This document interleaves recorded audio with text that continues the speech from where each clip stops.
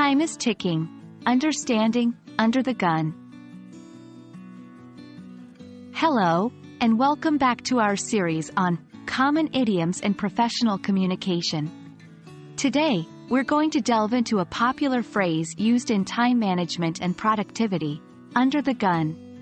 This phrase is often used in academic and professional settings to denote a sense of urgency or time pressure. So, let's dive in. Under the gun is an idiom that originated from the sport of poker.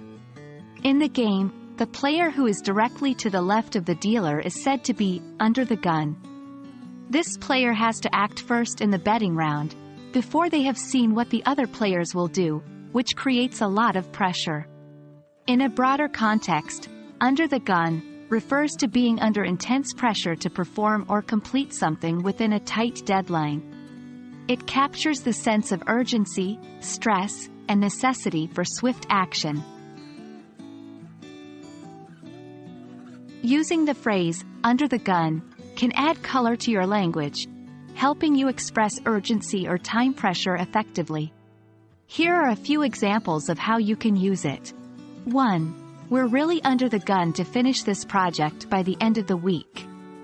2. She is under the gun to submit her thesis by Monday. 3. The team is under the gun to come up with a solution before the client meeting. Remember, under the gun is an idiomatic expression, so it's not meant to be taken literally. Here are a couple of tips for using this idiom.